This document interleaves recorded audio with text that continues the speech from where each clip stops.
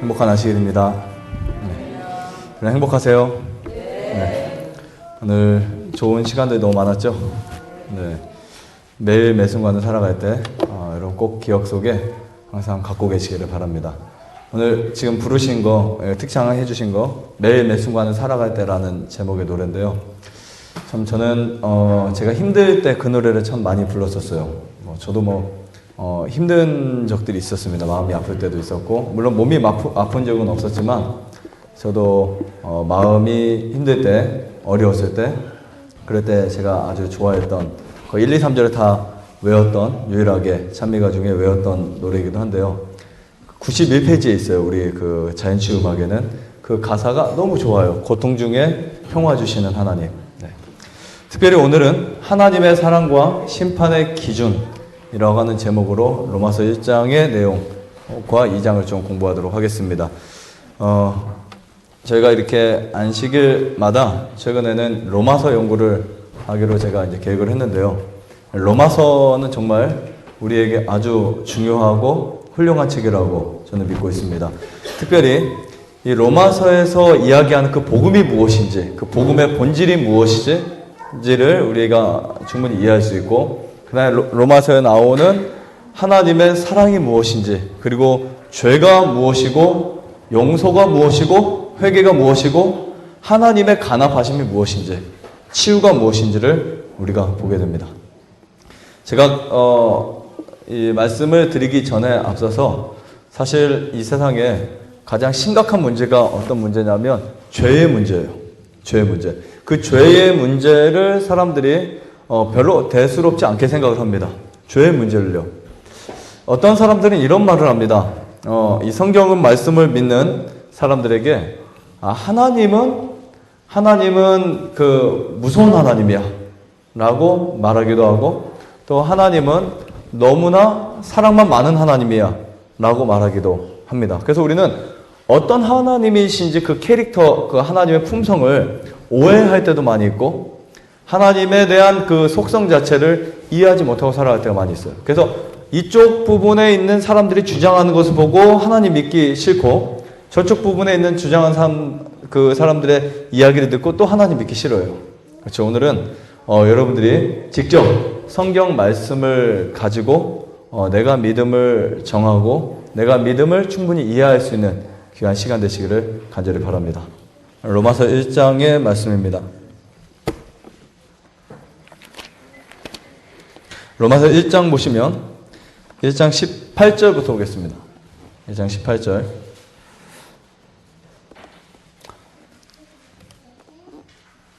1장 18절에 있는 말씀입니다. 하나님의 진노가 불의로 진리를 막는 사람들의 모든 경건치 않음과 불의에 대하여 하늘로 쫓아 나타나나니. 여러분, 이 말씀 한 말씀만 봐도 우리가 어떤 기준을 느낄 수 있을까요? 무엇을 할 수 있을까요? 하나님은 죄와 의를 분간하시는 분이다. 그렇죠? 진리와 오류를 하나님은 판단하시는 분이다. 이렇게 이해할 수 있습니다. 이 세상의 믿음은 정말 믿음의 어떠한 그 관점이 다 달라요. 제가 믿는 관점, 또 여기 오신 분들의 관점 다 다를 수 있습니다. 하지만 우리가 다 그런 거 무시하고 성경이 말하는 믿음의 본질, 그리고 성경이 말하는 진짜 구원, 성경이 말하는 진짜 진리, 이것을 우리가 좀 살펴보기를 간절히 바라겠습니다. 자, 특별히 로마서 1장 16절과 17절에 이런 표현을 했어요. 이 복음은 믿는 자에게 무엇이 된다고요? 믿는 자에게 무엇이 된다고요? 하나님의 능력이 되는데 어떤 능력? 구원을 주시는 하나님의 능력이라고 했어요. 결국은 성경을 읽을 때 이렇게 생각하시면 돼요. 이 성경을 통해서 내가 구원을 얻을 것인지 얻지 못할 것인지.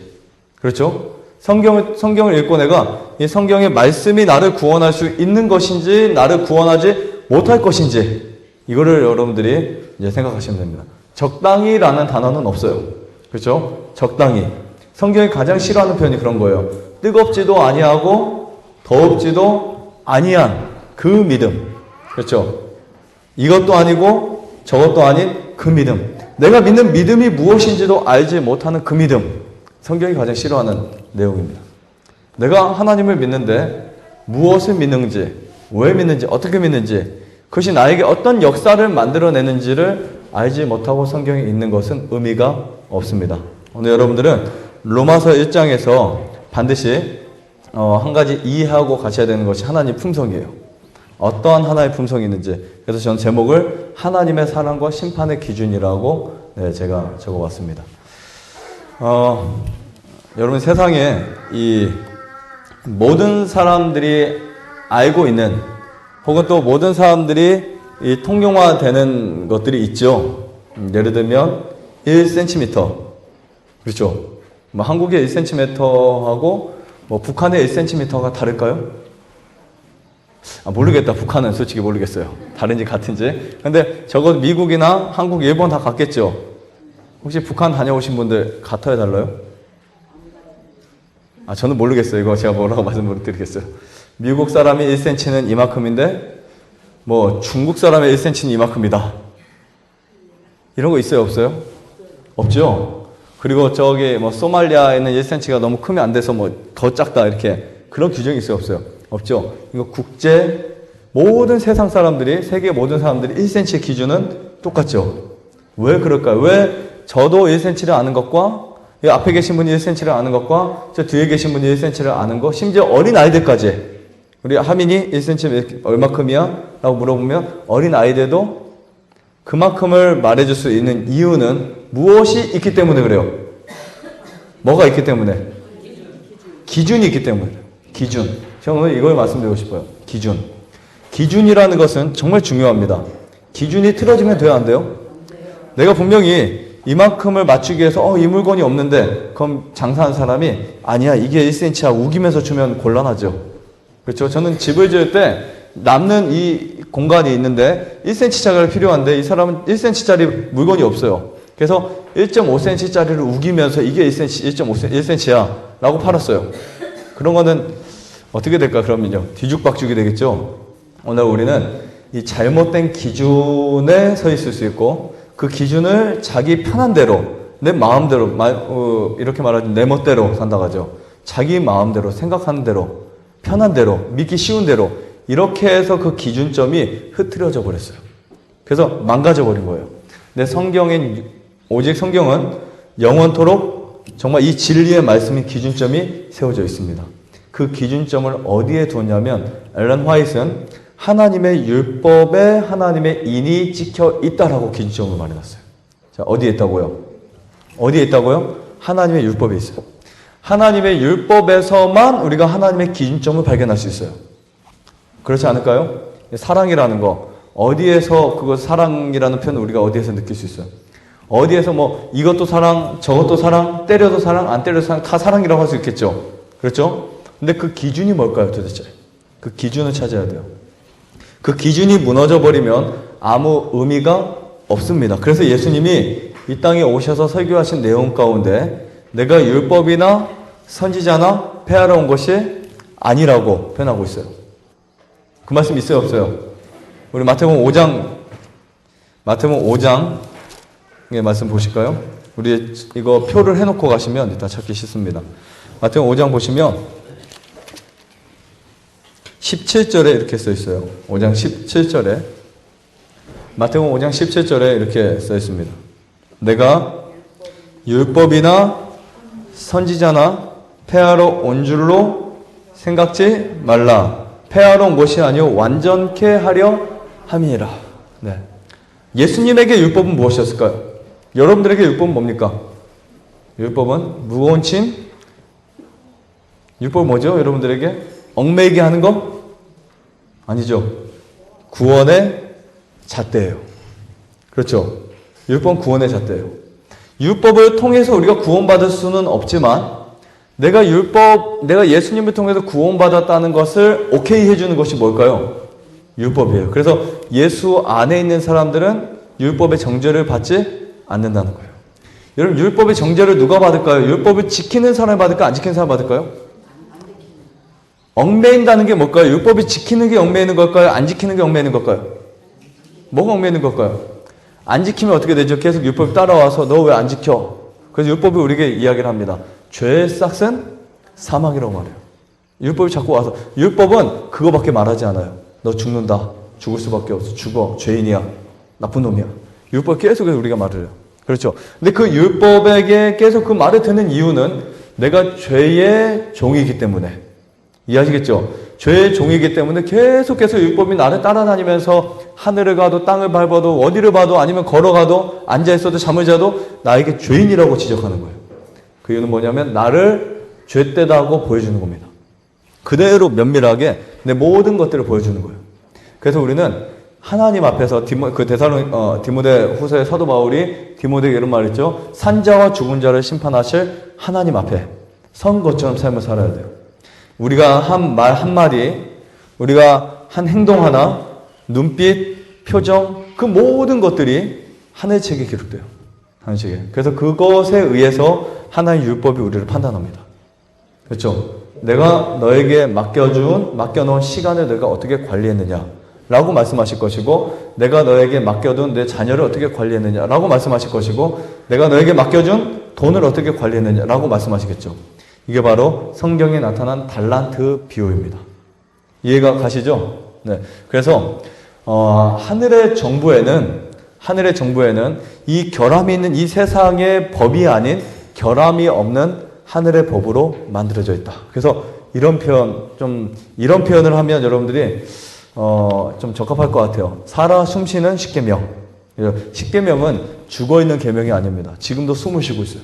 그것이 우리에게 말씀하시고 또 우리에게 보여줍니다. 죄가 무엇인지, 죄의 싹이 무엇인지. 그럼 우리가 그 율법의 기준을 보면, 하나님, 내가 이렇게 못 사니까. 로마서 지금 1장과 2장 사이의 이야기가 뭐냐면, 핑계할 것이 없다, 이런 말이에요. 네. 어떤 사람도, 소말리아에 살든, 북한에 살든, 한국에 살든, 도시에 살든, 시골에 살든, 아니면 내가 아버지가 나를 아버지 없이 자랐던, 어머니 없이 자랐던, 고아로 자랐던 어떤 사람도 내가 구원받지 못하는 데 있어서 핑계할 수 있는 것은 없다는 거예요. 이해하시겠죠? 어떤 사람도 하나님의 은혜에서 벗어나서 살아가는 사람은 한 사람도 없습니다. 하나님 우리에게 빛을 보여주세요. 자, 우리 로마서 다시 가서 보겠습니다. 로마서 1장 18절 읽었으니까 19절 더 이어서 볼게요. 1장 19절. 이 로마서를 기록한 사람이 누구라 그랬죠, 제가? 사도 바울이라 그랬죠. 이 로마서를 기록한 사도 바울은 사도 바울의 마음속에, 저는 로마서를 아주 많이 읽었어요. 정말 많이 읽었습니다. 근데 로마서를 읽을 때 이 사도 바울이 어떤 개념을 갖고 있지? 라고 생각하면서 한때는 그것만 몇 번 읽은 때가 있었어요. 그럼 사도 바울은 이런 생각을 했구나, 이런 마음이 있었구나. 그런데 제가 1장과 2장을 읽을 때 딱 제 마음을 감동시킨 말씀이 뭐였냐면, 사도 바울의 마음속에는 하나님의 기준의 율법이 있었다는 사실이에요. 그의 마음속에 뭐가 있었다고요? 하나님의 율법이 있었다는 거예요. 기준이 있었다는 거예요. 그 기준 아래서 사도 바울은 그 기준이 무엇인지 알았고, 그 기준을 벗어나는 것이 얼마나 무서운 것인지를 1장에 표현하고 있습니다. 여기 보시면, 이는 하나님을 알만한 것이, 자, 어떤 것이요? 하나님을 알만한 것이 저희 속에 보임이라. 하나님께서 이를 저희에게 보이셨느니라. 창세로부터 그의 보이지 아니하는 것들, 곧 그의 영원하신 능력과 신성이 그 만드신 만물에 분명히 보여 알게 되었나니, 그러므로 저희가 뭐하지 못한다? 핑계치 못한다라고 표현하고 있어요. 하나님이 이 세상을 심판할까요? 성경을 읽다 보면 하나님이 세상을 심판할까요? 어떤 사람 그래, 하나님이 사랑이 많은데 어떻게 심판하냐? 심판 안 하신다라고 주장하는 분들도 있습니다. 물론 쉽게 믿고 싶죠. 그냥 대충 살고 남들이 하고 싶은 거 다 하고 남들 즐기고 싶은 거 다 하고 헌신 안 하고 예수님의 사랑, 하나님의 사랑을 그대로 내가 받아들이고 구원받고 싶죠. 그렇죠? 그럼 얼마나 좋을까요? 그런데 성경에는 정확히 하나님을 심판하실 분으로 묘사하고 있어요. 무엇을 심판하실까요? 죄에 대한 심판을 하십니다. 기준은요, 하늘 율법이고요. 여기 보시면 하나님이 이 천지와 만물을 창조하시고 사람을 창조하셨을 때 사람들에게 보여주십니다. 이 모든 것들을 내가 창조했다라고 사인을 하시죠.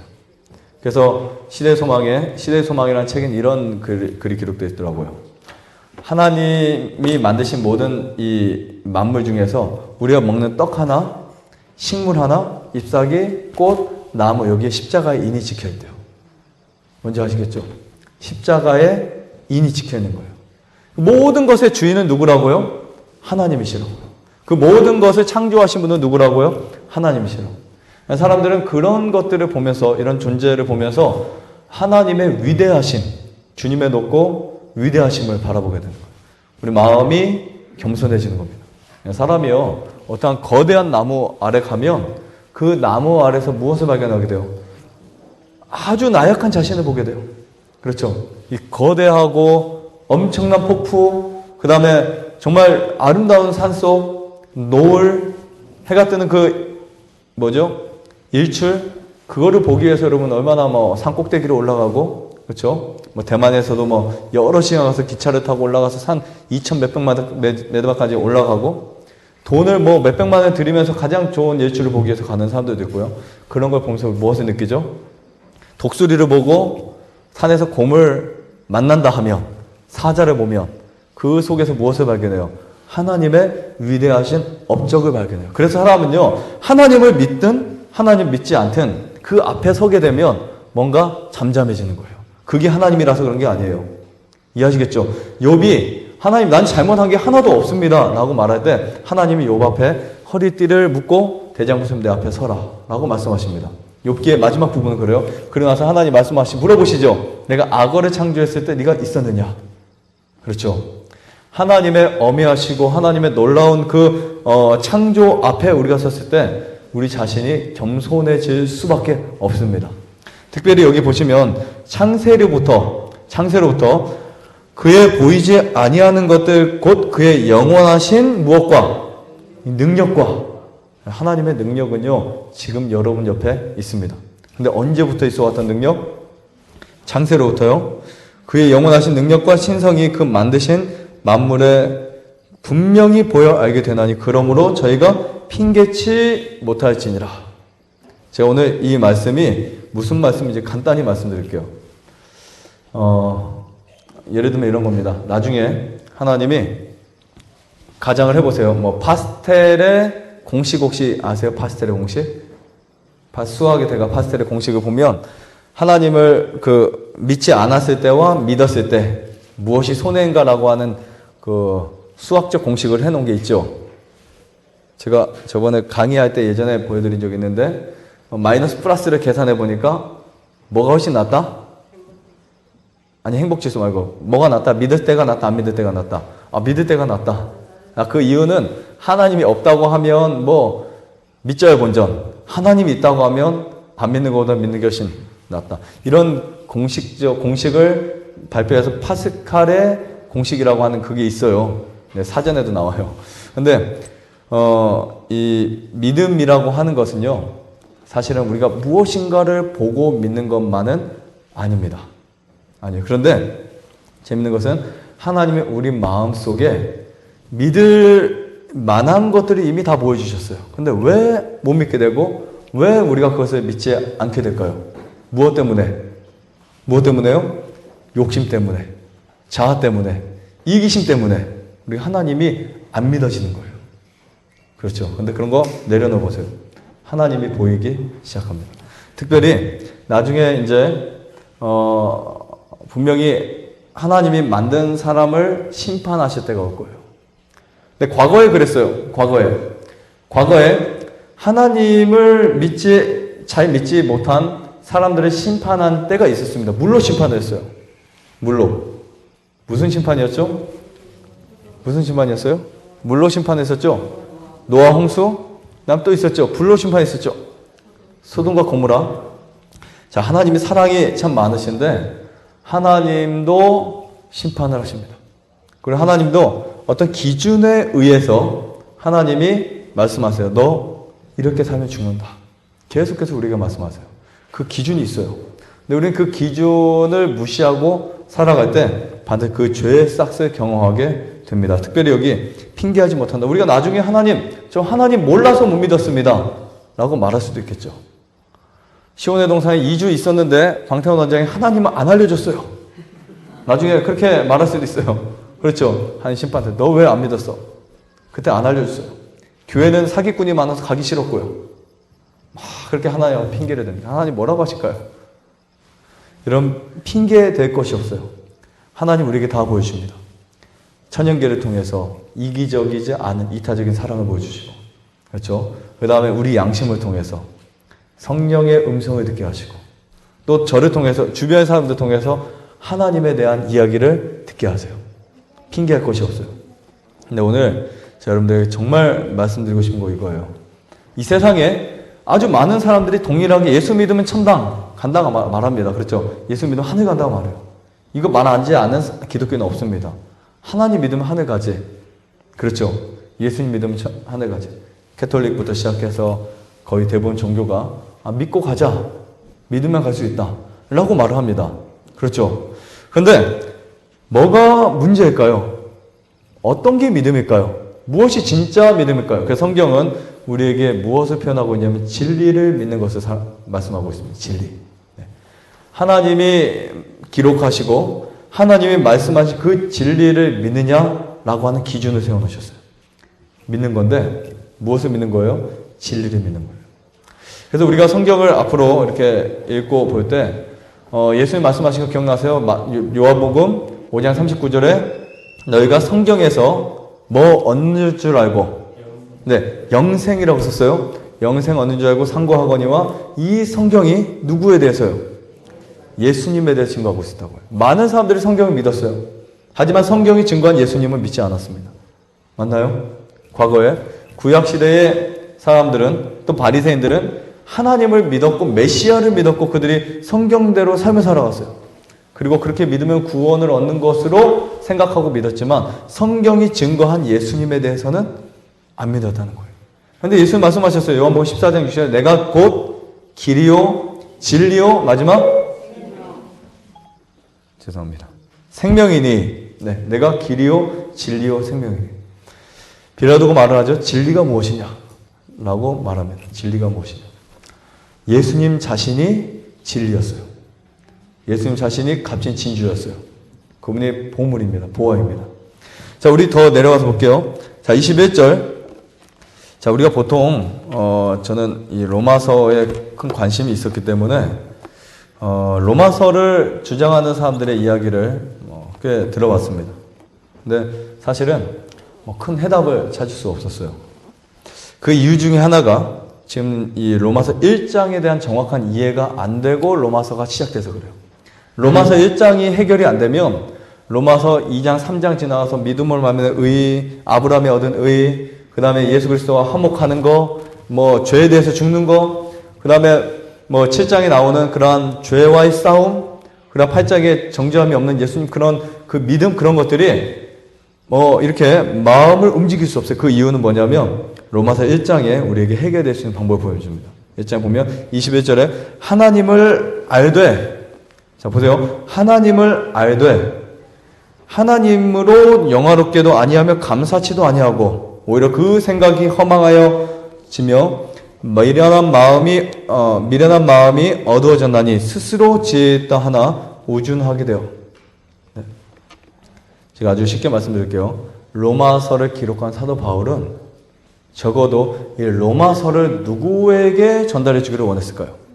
누구에게 전달해 주기를 원했을까요? 한번 그거 생각해 보세요. 사도 바울이 이 로마서를 편지를 썼는데 이건 편지예요. 앞으로 여러분들이 로마서를 읽을 때 어려운 책이다라고 읽지 마시고요. 사도 바울이 보낸 편지, 서신이라고 보시면 돼요. 편지예요. 좀 긴 편지긴 하지만요. 아주 긴 편지긴 하지만 편지예요. 이 편지가 어떤 부류의 사람들에게 전했을까? 어떤 부류의 사람들에게 글을 적어 썼을까? 이거를 이해하면 답을 찾을 수 있어요. 누구에게요? 한번 여러분 생각해 보세요. 누구에게? 어떤 부류에게? 나 말고 어떤 부류에게? 유대인? 헬라인? 야만인? 누구에게요? 이걸 한마디로 말씀드리면 죄인에게 보내는 메시지였어요. 죄인에게. 그래서 사도 바울은 이렇게 의도합니다. 너도 죄인이고 너도 죄인이고 나도 죄인이야. 무슨 말씀인지 아시겠죠? 사도 바울이 이 기별을 말할 때 예수님에 대한 복음을 잠깐 언급하고 그 다음에 3장에 가서 이 믿음으로 말미암아 의가 무엇인지를 정의하기 직전에 아주 길게 써놓은 이야기가 이거예요. 죄에 대한 모든 부분들을 다 기록해 놓습니다. 저는 로마서 읽을 때 이 부분만 놓치고 읽었었어요. 로마서 하면 예수님 의. 근데 1장 18절부터 쭉 읽어보면 죄가 무엇인지를 정의하고 있어요. 그래야만 그 기준이 세워져야 우리가 예수님을 바라보고 죄를 승리할 수 있겠죠. 여기 보시면 썩어지지 아니하는 하나님의 영광을 썩어질 사람과 금수와 버러지 형상의 우상으로 바꿨느냐. 누가요? 하나님을 알던 사람들이. 사도 바울은 하나님을 믿든 하나님 믿지 않든 너희에게 다 필요한 예수님이 있다라고 우리에게 말씀해 주세요. 그리고 또 어떤 표현을 하냐면 쭉 읽다 보면 할례 받는 자와 할례 받지 않는 사람들. 그렇죠? 할례 받는 자와 할례 받지 않는 사람. 할례를 받았지만 마음에 할례 받지 않는 사람들이 있다는 거예요. 마음에 할례 받지 않는 사람. 겉에만 침례를 받았지만 장사된 그냥 장사된 사람, 산채로 장사된 사람들이 있어요. 이런 사람들. 신앙을 한다고 하지만 하나님을 안다고 하지만 여기 써있죠. 하나님을 안다고 하지만 하나님을 영화롭게 하지 않는 사람들. 그의 품성 가운데 하나님의 품성으로 변화시키지 않은 사람들. 우리 하나님을 알면요. 사실 나의 부족한 품성 속에 하나님의 품성이 임하셔야 되거든. 하나님을 믿으면 아까 말씀하셨지만 그리스도인 누구예요? 그리스도와 같은 사람들이에요. 그리스도인들. 이름만이 그리스도인들은 아무 의미가 없습니다. 우리가 그런 사람들이 되게 소망해요. 그런 사람들이 되게 원합니다. 그래서 매 순간 기도하고 말씀을 보고 굴복하고 돼야지 해야지 그렇게 돼야지 변화돼 이것만 해서 소용없어요. 그래서 받아들여야 되겠죠. 평생 바라보고 소망하다가 끝날 수가 있습니다. 하지만 우리가 그것은 나의 것으로 로마서를 쭉 읽다 보면 결국은 그것을 받아들이면 오케이 오늘 내가 받아들이면 여러분 나을 수 있어요? 받아들이면 네. 내가 그렇게 될 수 있어요? 믿음으로 받아들이면 내가 의롭게 될 수 있어요? 받아들이면 실제로 나에게 그것이 역사가 됩니다. 자, 그 다음에 보시면 그러므로 하나님께서 저희를 마음의 정욕대로 더러움에서 내어 버려두사 저희 몸을 서로 욕되게 하셨으니 이는 저희가 하나님의 진리를 거짓 것으로 바꾸어 피조물을 조물주보다 더 경배하고 섬김이라. 주는 곧 영원히 찬송할 이시로다. 아멘. 자, 로마서 1장 18절부터 32절까지 제가 다 읽지 못합니다. 시간이 안 돼서 다 못하는데 적어도 1장 18절부터 32절까지 제가 읽었을 때 저에게 생각나는 말씀이 하나가 있었어요. 제 생각을 강요할 수 없지만 어쨌든 그 말씀이 있었어요. 그게 뭐였냐면 십계명이었어요. 제가 이 말씀 읽었을 때 왜 이런 기록이 있을까 하고 찾아보니까 이 말씀이 십계명이더라고요. 십계명. 하나님의 거룩한 십계명. 출애굽기 20장에 있는 그 십계명을 사도 바울이 딱 기준을 세우는 거예요. 못 박아놓은 거예요. 이게 하나님을 믿는 사람이고 이건 하나님을 믿지 않는 사람이다라는 그 기준을 세워놨는데 제가 로마서 제가 쓴 책이 있어요. 로마서 책이 있는데 지금은 다 떨어진 것 같아요. 네, 어쨌든 로마서에 보면 제가 여기 책에다가 십계명과 악인들의 범죄 대조를 기록해 놓은 게 있어요. 여기에 어떻게 기록했냐면 성경 보면 첫째, 나 외에는 다른 신을 내게 있게 말지니라. 그렇죠? 다른 신을. 하나님 외에는 하나님이 유일신이다라고 말씀하신 이야기가 있어요. 근데 여기 이 로마서 쭉 보면요. 로마서 28절, 1장 28절에 보면 저희가 마음에 누구를 두기를 싫어한다고요. 네, 제가 여기서 사도 바울이 십계명을 사랑한 사람이었구나 생각하게 됐어요. 마음에 누구를 두기를 싫어했다고요? 하나님 두기를 싫어했다. 그렇죠? 자, 두 번째 계명 우상을 뭐 하지 말라고요? 섬기지 말라. 우리 다 외우죠? 우상 숭배하지 마라. 이게 두 번째 계명이에요. 근데 22절에 가서 보세요. 스스로 지혜 있다 하나 우준하게 되어 썩어지지 아니하는 하나님의 영광을 썩어질 사람과 금수와 버릇의 형상의 우상으로 바꿨다. 네. 뭐 한다고요? 사람이 우상을 섬기고 있다. 자, 세 번째 계명 여호와의 이름을 뭐 하지 말라고요? 망령되이 일컫지 말라 그랬죠. 그것도 있을까요? 여기에? 사도 바울이 표현했을까요? 29절을 보세요. 29절 망령되이 일컫지 말라 했는데 29절에 보시면 수군수군하는 자요. 아까 아침에 말씀 읽으신 것 같아요. 악독이 가득한 자. 네. 우리가 하나님의 이름을 망령되이 일컫는다라는 말을 엘렌 화이트는 이렇게 표현합니다. 하나님 나쁜 놈입니다 라고 말한 게 아니에요. 우리가 우리 입으로 악한 말을 하든지 아니면 남을 비난하는 말을 한다든지 그것이 여호와의 이름을 망령되게 일컫는 것이다 라고 기록이 되어 있어요. 그래서 우리의 말은 정말 잘 사용해야 됩니다. 우리 입은 하나님을 찬송하도록 우리에게 주신 아주 중요한 기관이에요. 자, 그 다음에 넷째 계명 안식일을 뭐죠? 넷째 계명 뭐라고 써있나요? 안식일을 어떻게 해서요? 기억하여라고 써있죠. 기억하여 거룩히 지키라. 이거 어디에 있을까요? 안식일을 기억하여 거룩히 지키라. 이 말씀은 25절에 보세요. 25절. 제가 사실 이렇게 성경을 이렇게 하다 보니까 어떤 분들은 뭐 성경을 짜맞추기 한다 막 이렇게 하는데요. 사실 성경의 짝이에요. 짜맞추기가 아니고. 네. 25절을 보면 이는 저희가 하나님의 무엇을 거짓 것으로 바꾸어? 네. 하나님의 진리를 거짓 것으로 바꾸었다. 아까 말씀하셨죠. 때와 법을 바꿨다. 진리의 것을 바꾸었다. 여러분 우리가 믿으려면 좀 제대로 알고 믿으면 좋습니다. 성경을 우리가 정확히 이해하고 성경의 진리를 우리가 깨닫고 성경을 믿으면 거기엔 능력이 있어요. 사도 바울이 말한 것이 복음의 능력은 바로 그것을 이해하고 내가 동의하고 내가 그것을 받아들이고 확신하고 믿는 거예요. 그 다음에 다섯째 계명 내 부모를 공경해라. 30절에 있어요. 부모를 거역하는 자며 있죠. 37절 맨 끝에 부모를 거역하는 자며 여섯 번째 계명 살인하지 말라 그랬는데 29절에 시기, 살인, 분쟁, 사기 있어요 없어요? 있죠. 네, 일곱째 계명 간음하지 말라고 그랬죠. 간음하지 말라고 했어요. 27절에 보세요. 이와 같이 남자들도 순리대로 여인 쓰기를 버리고 뭐 이렇게 간음했죠. 동성애까지 있어요. 그렇죠? 그런 이야기들이 있어요. 여덟째 계명 도적질하지 말라. 아홉째 계명 다 29절에 있는 말씀들. 이런 말씀들을 보면 사도 바울의 개념 속에 예수님에 대한 복음을 이해하기 앞서 사도 바울에게 무엇이 있었다고요? 하나님의 법이 무엇인지를 알고 있었던 사람이에요. 이전에 사도 바울이 하나님의 율법을 지켰을 때의 율법과는 다릅니다. 그때 바라보던 율법과 달라요. 그래서 사도 다윗은 이런 표현하죠. 내가 주의 법을 뭐 한다고요? 사랑한다. 119편, 시편 119편 읽어보세요. 거기 가장 긴 장인데 성경에서 가장 긴 장 중에 하나죠. 근데 그 장을 다 보시면 하나님 율법을 사랑하는 다윗의 마음이 그대로 써 있다는 것을 우리가 이해할 수 있습니다. 이런 표현이 있어요. 부조와 선지자라는 책이 있는데 뒤에도 있는 책인데 이런 표현이 있어요. 죄를 변명하려고 노력하는 죄인에 대한 거짓된 동정심에 대해 하나님께서 책망하신다. 뭐라고 지금 제가 말씀 읽어드렸나요? 죄를 변명하려고 노력하는 죄인에 대한 거짓된 동정심. 네, 거짓된 동정심. 하나님 우리를 사랑하세요. 어떻게 사랑하실까요? 내가 지은 죄를 용서하시는데 법을 뜯어 고쳐서 사랑하실까요? 내가 너를 받아줄게. 이 법을 바꿔서 너를 용납해 줄 거야. 그래서 하나님이 나를 수치스럽지 않게 만들기 위해서 법을 바꿔주십니다. 법을 바꿔주세요.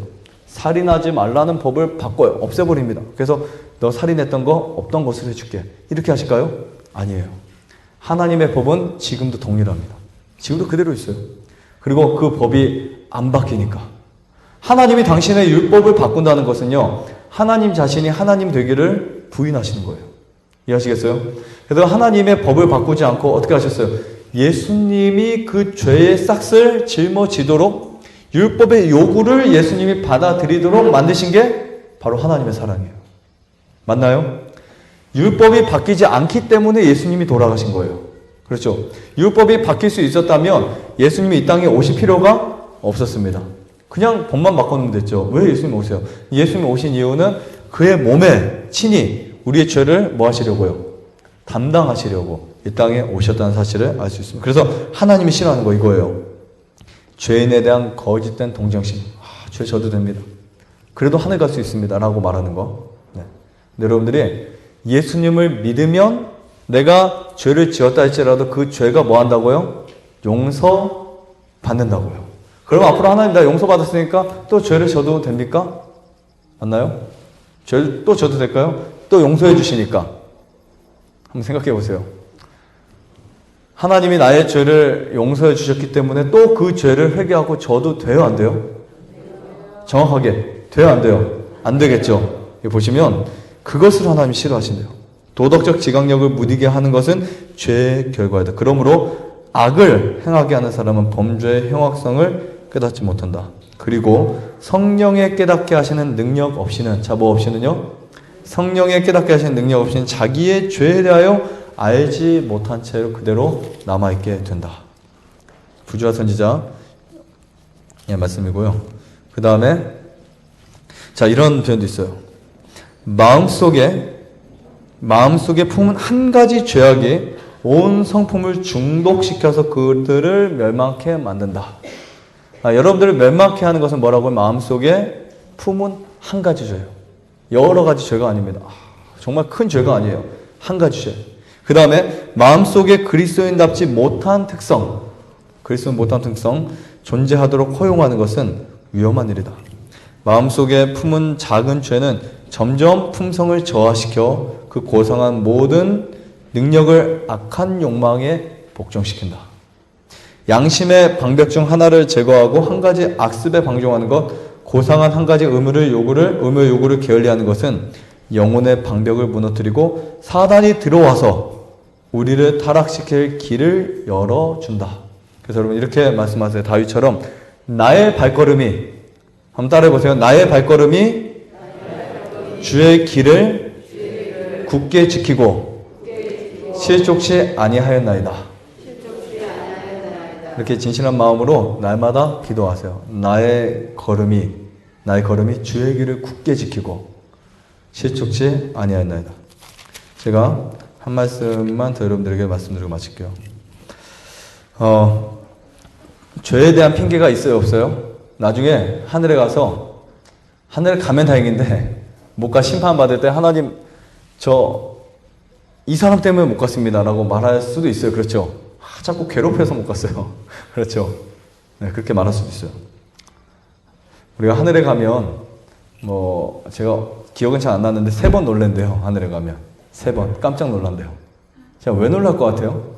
하늘에 뭐가 있어서가 아니고요. 하늘에 막 금이 엄청 많아서 놀랄까요? 아니고 왜 놀랄까요? 내가 갔어요. 맞죠? 내가 하늘에 간 그 자체가 엄청난 이슈예요. 내가 왔네? 내가 정말 하늘에 왔구나. 정말 하늘에 갈 사람들은 그냥 정말 내가 이렇게 살면 하늘에 못 갈 수도 있는데 이렇게 살다가 하늘에 갔어요. 하늘에 놀라겠죠. 또 두 번째 왜 놀랄까요? 왜 저 사람이 왜 안 왔지? 분명히 우리 시온이 왔어야 되는데 왜 시온이가 안 왔지? 그렇게 이제 두 번째 놀랍니다. 세 번째 왜 놀랄까요? 왜 오셨지? 안 오셨어야 되는데. 제가 아닙니다. 분명히 안 오셔도 될 것 같고 분명히 못 올 것 같았는데 온 거예요. 분명히 내가 판단했을 때 이 사람은 매일 간음하고 도적질하고 나쁜 짓 하고 막 사람들 때리고 폭행하고 막 그 사람이 있었어요. 절대 하늘에 못 올 사람이야. 내 속에 딱 그랬어요. 매일 그냥 발로 뻥뻥 차고 욕하고 하나님 막 그냥 저주하고. 근데 하늘에 가서 보니까 그 사람이 와 있는 거예요. 놀라겠죠? 3번 놀랐네요. 그런데 어쨌든 우리가 그 하늘에 가기 위해서 제가 꼭 필요한 말씀 한 말씀을 여러분들에게 드리고 마치겠습니다. 정말 하늘에 가고 싶다. 하늘에 가야 된다. 예수 믿으면 하늘에 간다. 이런 말씀 막연한 거 말고요. 그 예수 믿는 게 무엇인지를 여러분들에게 말씀드리고 마칠게요. 필요되는 것은 우리의 본성적 충동이나 정신적 능력이나 마음의 경향이 아니요 오직 순간마다 하나님의 성령의 지배를 받는 일이다. 뭐라고 써 있어요? 순간마다 무슨 지배를 받는다고요? 하나님의 성령의 지배를 받는 거예요. 내가 지금 이 순간, 근데 예배 드리는 이 순간에도 성령의 지배를 받지 못하는 분들이 있어요. 자꾸 세상 것들 생각나세요. 그렇죠? 자꾸. 지금 이 순간, 앞으로 이따 예배 끝나는 시간, 식사하는 시간, 모든 순간이 누구의 지배를 받아야 된다고요? 성령의 지배를 받아야 된다.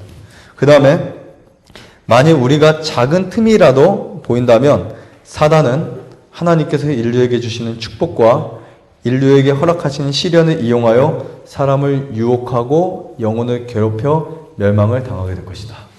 그러니까 아주 작은 틈 있죠? 아주 작은 틈, 실수, 이것을 사단에게 딱 보이면 사단이 우리 마음에 발판을 올려놓습니다.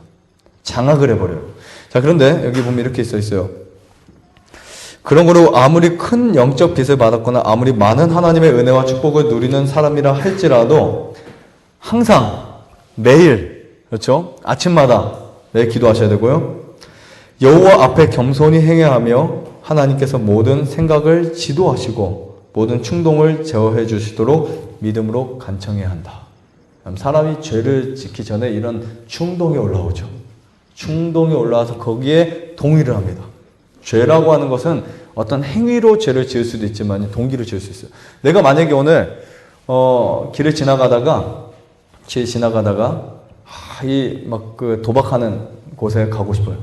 근데 가려고 마음을 먹고 이제 지나가다가 집에서 이제 마음을 먹고 돈을 챙기고 옷을 입고 생각을 하면서 갑니다. 아니면 술집에 갈 수 있고 유흥업소에 갈 수 있고 아니면 모텔에 들어갈 수 있어요. 근데 하필 그날이 쉬는 날이에요. 쉬는 날. 그래서 못 갔어요. 그럼 하나님은 어떻게 판단하실까요? 죄를 지었다 판단하실까요? 안 지었다 판단하실까요? 어떻게 판단하실까요? 죄를 지었다고 판단하시죠.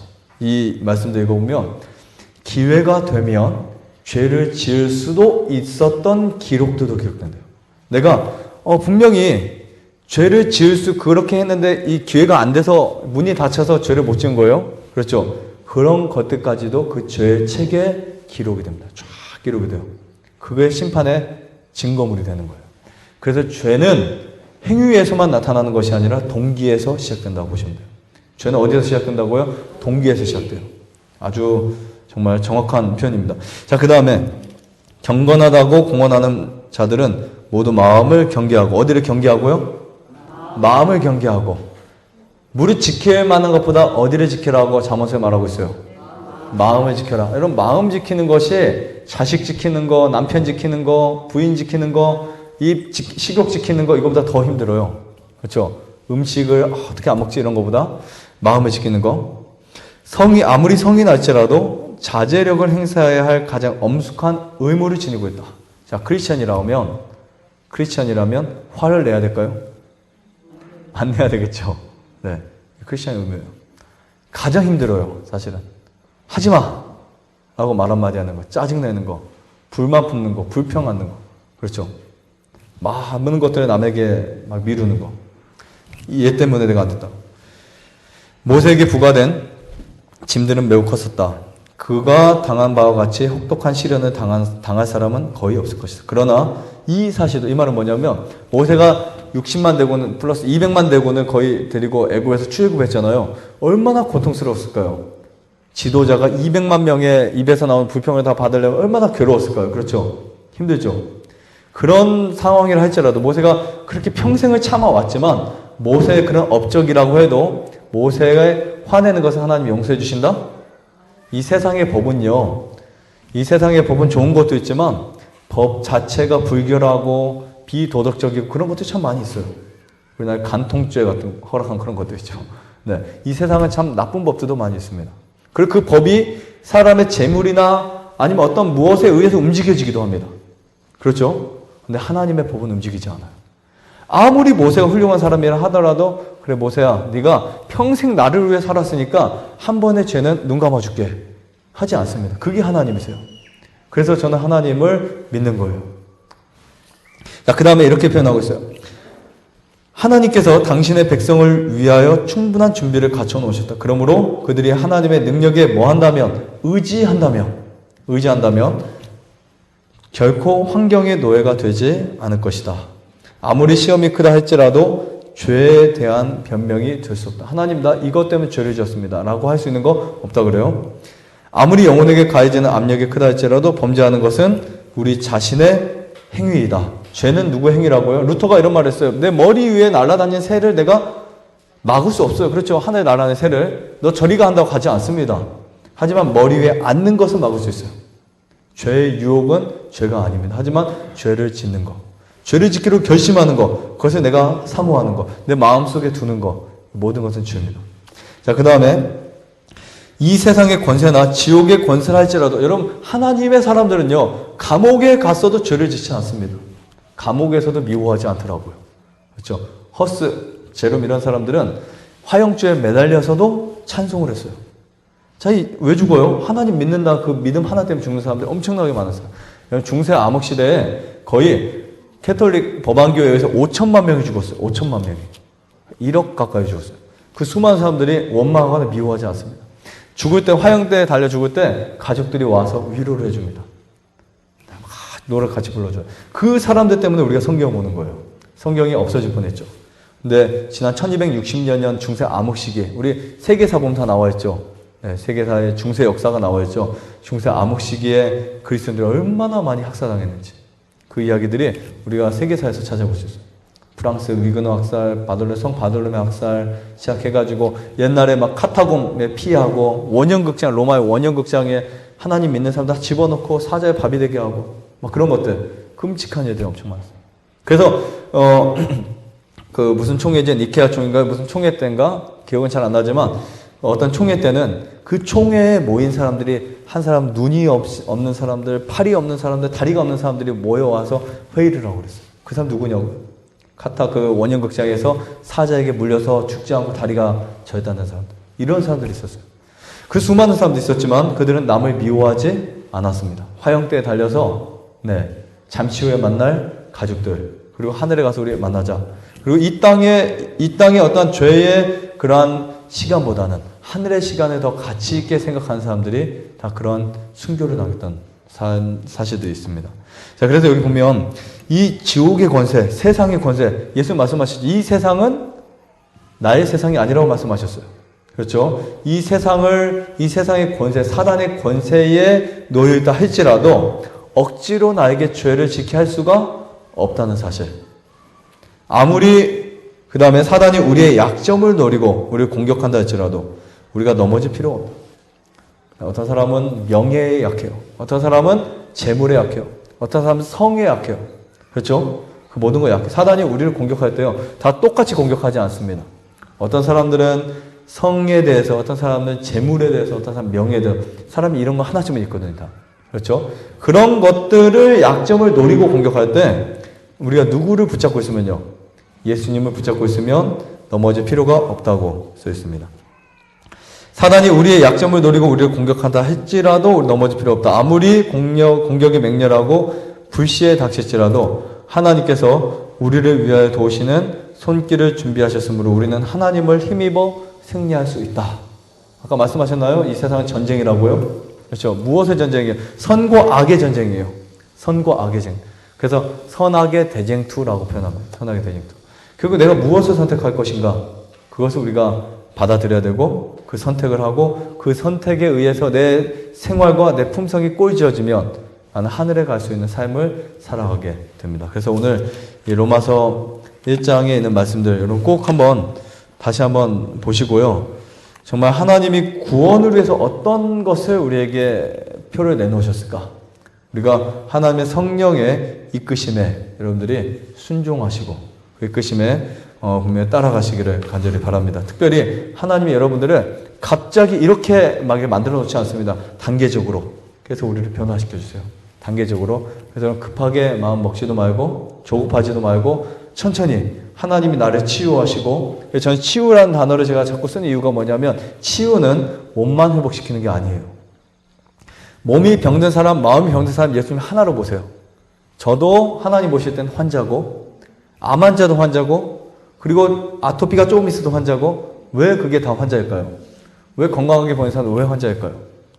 죄가 있기 때문에.